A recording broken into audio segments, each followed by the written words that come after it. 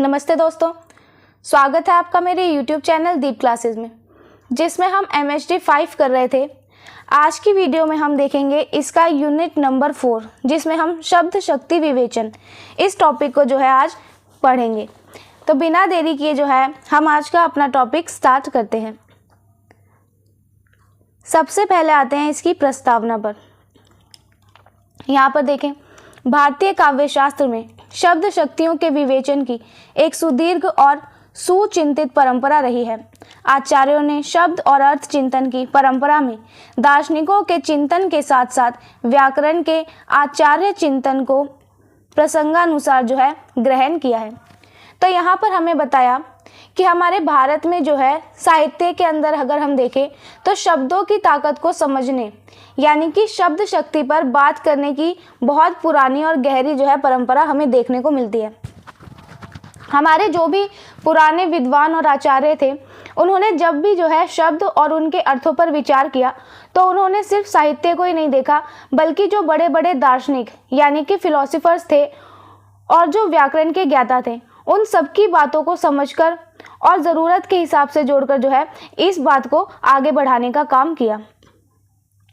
नतीजा यह हुआ कि शब्द की अनेक अर्थ इच्छाओं का इतना सूक्ष्म और गहन विवेचन हुआ कि आज का बौद्धिक या आधुनिक पाठक आश्चर्यचकित रह जाता है कि अर्थ मीमांसा में हमारा बुद्धिवाद कितना विकसित था। भारतीय शब्द शक्तियों के ढंग का क्रमबद्ध चिंतन पश्चिम में नहीं हुआ है। तो यहाँ बताया, अगर हम ये देखें कि हमारे आचार्यों ने उन्होंने शब्दों के छोटे से छोटे और गहरे से गहरे अर्थों को भी इतनी बारीकी से समझाया है कि आज का जो नया और पढ़ा लिखा पाठक है वो भी बहुत हैरान रह जाता है। वह ये सोचने पर मजबूर हो जाता है कि पुराने समय में हमारे देश के लोगों की जो बुद्धि है और उनके जो सोचने का तरीका है वो कितना ज़्यादा विकसित था। और हाँ, शब्दों के अर्थों को जिस सिलसिलेवार और व्यवस्थित तरीके से हमारे यहाँ भारत में समझाया गया है, वैसे क्रमबद्ध चिंतन हमें पश्चिम देशों में यानी कि वेस्टर्न कंट्रीज में देखने को नहीं मिलता है। हाँ, वहाँ शब्द और अर्थ के विवेचन की एक झांकी प्लेटो, अरस्तु, लोनजाइनस तथा होरेस में मिलती है। भाषण कला और वक्तृव्य कला के अंतर्गत भी वहाँ इस विषय पर चर्चा हुई है, किंतु सच्चे अर्थों में इस चर्चा का वैज्ञानिक आरंभ आईए रिचर्ड्स तथा आंगडेन की पुस्तक द मीनिंग ऑफ मीनिंग से होता है। तो यहाँ बताया, ऐसा नहीं है कि पश्चिम में हमें शब्द शक्ति पर बात करते हुए दिखाई ही नहीं देते, ऐसा बिल्कुल भी नहीं है। अगर हम वहाँ के भी इतिहास को देखें, पश्चिम के इतिहास को, तो हम देखेंगे कि वहाँ पर प्लेटो, अरस्तु, लोनजाइनस और होरेस इन जैसे जो बड़े विचारक रहे, इनकी बातों में हमें शब्द और अर्थ की थोड़ी बहुत झलक देखने को मिलती है। वहाँ जब लोग भाषण देने की कला या फिर अपनी बात को अच्छे से बोलने की कला सीखते थे, तब भी इस विषय पर थोड़ी चर्चा होती थी।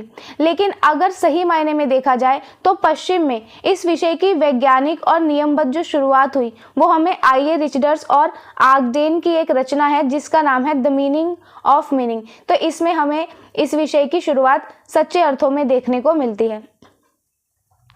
रिचर्ड्स तो अपनी पुस्तकों प्रिंसिपल्स ऑफ लिटरेरी क्रिटिसिज्म तथा प्रैक्टिकल क्रिटिसिज्म में अर्थ मीमांसा पर बराबर चर्चा करते रहे हैं। टी.एस. इलियट तथा नई समीक्षा, शैली विज्ञान, रचनावाद आदि से लेकर विनिर्मितिवाद के प्रवर्तक देरिदा तक यह चिंतन गतिशील रहा है। तो यहाँ बताया गया, जब हमने आगडेन की पुस्तक के बारे में देखा तो इसके बाद हमें रिचर्ड्स की भी दो महत्वपूर्ण रचनाएं देखने को मिलती है, एक तो प्रिंसिपल ऑफ लिटरेरी क्रिटिसिज्म और दूसरी है प्रैक्टिकल क्रिटिसिज्म। तो इन रचनाओं में रिचर्ड्स ने क्या किया, लगातार शब्दों और अर्थों की गहराई पर बात की है। फिर ये सिलसिला यहाँ पे रुका नहीं। इसके बाद टी.एस. इलियट, फिर नई समीक्षा, शैली विज्ञान और रचनावाद, इन जैसी ये जो अलग अलग विचारधाराएं रही, इनसे होते हुए विनिर्मितिवाद यानी कि दी कंस्ट्रक्शन थ्योरी की जो शुरुआत करने वाले देरिदा हुए, उन तक ये सोच लगातार बढ़ती हुई आई और ये इस सोच का और विकास होने लगा। हिंदी में आचार्य शुक्ल ने रस मीमांसा के निबंधों तथा टिप्पणियों में शब्द शक्ति की चर्चा की है। आज के रचनाकार और पाठक दोनों के साहित्यिक सांस्कृतिक समझ के लिए शब्द शक्ति चर्चा आवश्यक है। इस दृष्टि से शब्द शक्तियों का विवेचन बहुत ही प्रासंगिक विषय है, क्योंकि आज शब्द और अर्थ पर अनेक कोणों से जो है विचार किया जा रहा है। तो अब आ जाते हैं अपने हिंदी साहित्य पर। तो जब हम हिंदी साहित्य की बात करें तो हमारे सामने इसमें सबसे बड़े आलोचक आते हैं आचार्य रामचंद्र शुक्ल। इनकी एक रचना थी रस मीमांसा। इसके निबंधों और इसकी टिप्पणियों में हमें शब्द शक्तियों के बारे में बातें दिखती है। आज के समय में जो लोग कविता या कहानियां लिखते हैं, यानी कि जो रचनाकार है, और जो लोग उन्हें पढ़ते हैं यानी कि पाठक, उन दोनों को अगर साहित्य और अपनी संस्कृति को बहुत गहराई से समझना है तो इसके लिए उसे शब्द शक्ति को जानना जो है वो बहुत ज़रूरी है। इसीलिए आज के दौर में शब्द शक्तियों को समझना और उन पर बात करना बहुत ही प्रासंगिक हो गया है, क्योंकि आज जो है वो शब्दों और उनके अर्थों को किसी एक तरीके से नहीं बल्कि बहुत सारे अलग अलग नज़रिए और कोणों से जो है देखा जा रहा है। इसे एक एग्जाम्पल से समझते हैं। जैसे एक शब्द है शेर। अगर हम क्या करें, सीधे कहें, ये कह दें कि जंगल में शेर रहता है, तो यहाँ पर शेर का सीधा मतलब क्या निकल रहा है, एक जानवर से, ठीक है। लेकिन अगर किसी बच्चे से ये कह दे कि तुम तो मेरे शेर हो, तो यहाँ पर शेर का मतलब जो है वो जानवर नहीं है, बल्कि उसकी बहादुरी के लिए यहाँ पर बच्चे को शेर कहकर संबोधित किया जा रहा है। तो यही जो है ये शब्द की ताकत है कि वो अलग अलग जगह पर जो है अलग अलग अर्थ देता है, और इसी को हमारे आचार्यों ने क्या किया, शब्द शक्ति कहा। तो इस यूनिट में हम इसी शब्द शक्ति के बारे में जो है जानेंगे। तो यहाँ पर ये जो है हमारी प्रस्तावना कंप्लीट हुई। आगे देखते हैं। अब यहाँ पे इसमें देखेंगे व्यापार का अर्थ। शब्द की शक्ति अर्थ को व्यक्त करने का व्यापार है। शब्द का कारण जिसके द्वारा कार्य का संपादन होता है उसे व्यापार कहा जाता है। जिस प्रकार घड़ा बनाने के लिए मिट्टी, चाक, दंड और कुम्हार आदि कारण है, और चाक का घूमना वह व्यापार है जिससे घड़ा बनता है, उसी तरह अर्थ बोध कराने में शब्द कारण है तथा अर्थ का बोध कराने वाले व्यापार अभिधा, लक्षणा, व्यंजना तथा तात्पर्यावृत्ति आदि है। तो यहाँ पर हमें जो है सबसे पहले तो व्यापार का मतलब बताया गया है। तो साधारण शब्दों में कहें तो शब्द की जो ताकत होती है जिसके जरिए वो अपने अर्थ को हमारे सामने प्रकट करता है, इस पूरी प्रक्रिया को जो है यहाँ पर व्यापार कहते हैं। तो किसी भी काम को करने के लिए जो है जो भी माध्यम या कारण होता है, उस कारण के द्वारा जो काम किया जाता है उसे ही व्यापार कहा जाता है।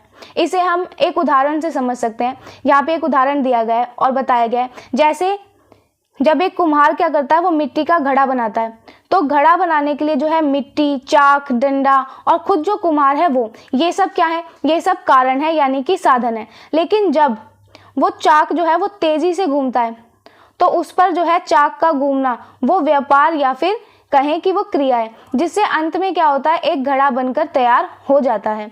ठीक इसी तरह साहित्य में भी किसी बात का अर्थ समझने के लिए जो है शब्द जो है वो एक तरह का साधन या कारण होते हैं, लेकिन उस शब्द का असली अर्थ जो है, जो हमारे दिमाग तक पहुंचने वाली क्रिया होती है, उसे हम व्यापार कहते हैं। और व्यापार कौन कौन से होते हैं, ये होते हैं अभिधा, लक्षणा, व्यंजना और तात्पर्यावृत्ति। ये सभी जो है व्यापार है, इन्हें हम जो है आगे देखेंगे।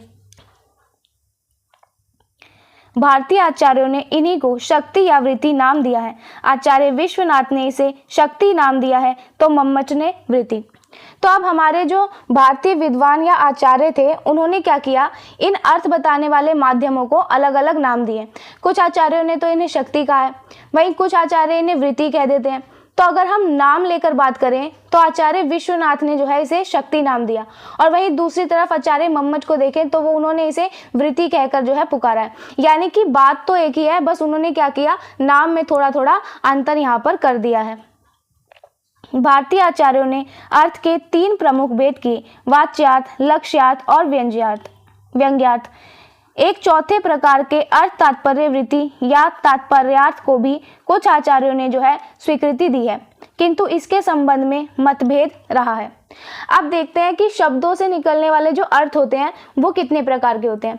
तो यहाँ पर बताया गया कि हमारे भारतीय आचार्यों ने क्या किया, अर्थ के मुख्य रूप से 3 भेद किए हैं। पहला भेद इन्होंने किया जिसका नाम दिया वाच्यार्थ, दूसरे को इन्होंने कहा लक्ष्यार्थ और तीसरा बताया व्यंग्यार्थ। लेकिन इनके अलावा जो है हमें एक चौथे प्रकार का अर्थ भी देखने को मिलता है जिसे हम तात्पर्यावृत्ति या फिर तात्पर्यार्थ जो है कहते हैं। कुछ आचार्यों ने क्या किया, इसे स्वीकार किया है चौथे वाले को और इसे मंजूरी भी दिया है, लेकिन जो बाकी विद्वान रहे उनके बीच जो है इस चौथे अर्थ के भेद को लेकर बहुत मतभेद रहा और आपसी बहस भी बनी रही कि इसे जो है असल भेद माना जाए या नहीं माना जाए। वाच्यार्थ की उपलब्धि अभिधा व्यापार से होती है, अर्थात साक्षात संकेत दिए गए अर्थों का जो शब्द अभिधा व्यापार द्वारा बोध कराता है वाचक कहलाता है। वाचक शब्दों से प्राप्त अर्थ को वाच्यार्थ कहते हैं।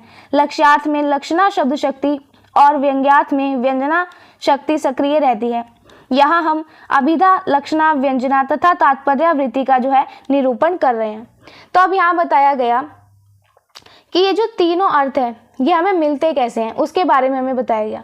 तो सबसे पहला अर्थ क्या था, वाच्यार्थ।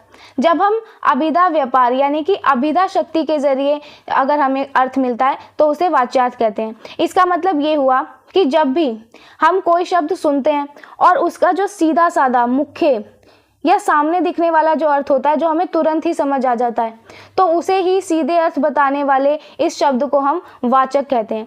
और इस वाचक शब्द से जो सीधा अर्थ हमें मिलता है उसी को जो है वाच्यार्थ कहा जाता है। जब हम सीधे अर्थ को छोड़कर क्या करते हैं, किसी छुपे हुए या मुख्य लक्षण वाले अर्थ को समझते हैं तो उसे वहाँ पर लक्ष्यार्थ होता है और उसे हम जो है लक्षणा शब्द शक्ति कहते हैं। और जब कोई गहरा व्यंग्य या फिर कोई तीसरा ही अर्थ निकलता है तो उसे जो है व्यंग्यार्थ कहते हैं और वहां पर हमें व्यंजना शक्ति देखने को मिलती है। ठीक है, दोबारा समझो, हमने कोई शब्द सुना, उसका हमें सीधा सीधा अर्थ मिल गया तो वो हो जाएगा वाच्यार्थ, जिसे कि हम अभिधा शब्द शक्ति कहते हैं। अब हमने वो शब्द सुना, उसका हमें सीधा अर्थ नहीं मिला लेकिन उससे रिलेटेड, उससे संबंधित हमें दूसरा अर्थ समझ आ गया तो वहां पर लक्ष्यार्थ होता है और इसे लक्षणा शब्द शक्ति कहते हैं। और अब थर्ड वाले में हमने कोई शब्द सुना, ना तो हमें उसका सीधा मतलब कोई निकला, ना ही उसके सीधे अर्थ से संबंधित कोई अर्थ निकला, एक तीसरा ही उसका कोई अर्थ निकल गया तो वहां पर व्यंग्यार्थ होता है और उसे हम व्यंजना शब्द शक्ति कहते हैं। ठीक है, तो यहाँ पर हमने समझ लिया। अब इसी को आप एक एग्जाम्पल से समझो। मान लो मैंने ये कह दिया कि गधा जो है वो घास चढ़ रहा है, तो यहाँ पर गधा शब्द जो है वो बिल्कुल सीधा है और इसका मुख्य अर्थ एक जानवर से ही है, मतलब गधा ही जो एक जानवर है वो जो है घास चढ़ रहा है, तो यहाँ पर सीधा अर्थ निकला, इसलिए यहाँ पर वाच्यार्थ हुआ और इसे बताने वाली जो शब्द शक्ति होगी उसे हम कहेंगे अभिधा। लेकिन अगर मैं किसी इंसान से कहूँ कि तुम तो बिल्कुल गधे हो, तो यहाँ पर मेरा मतलब जानवर से नहीं है बल्कि गधे का जो एक लक्षण होता है मूर्खता, उस मूर्खता लक्षण को मैं इस सेंटेंस में यूज कर रही हूँ। तो यहाँ पर क्या हुआ, गधे का अर्थ थोड़ा सा बदल गया, तो यहाँ पर लक्ष्यार्थ होगा और यहाँ पर लक्षणा शब्द शक्ति जो है काम करेगी। तो इसी तरह जो है साहित्य में अलग अलग रूप हमें काम करते हुए दिखाई देते हैं। ठीक है, ये टॉपिक हमारा कंप्लीट हुआ। ये वाली वीडियो जो है हम अपनी यहीं खत्म करते हैं। नेक्स्ट वीडियो में हम देखेंगे अभिधा शब्द शक्ति को। नेक्स्ट वीडियो में हम इसे बहुत डिटेल में समझेंगे कि अभिधा शब्द शक्ति होती क्या है। तब तक के लिए वीडियो पसंद आया हो तो वीडियो को लाइक एंड शेयर जरूर करें, चैनल को सब्सक्राइब करना ना भूलें। Thank you.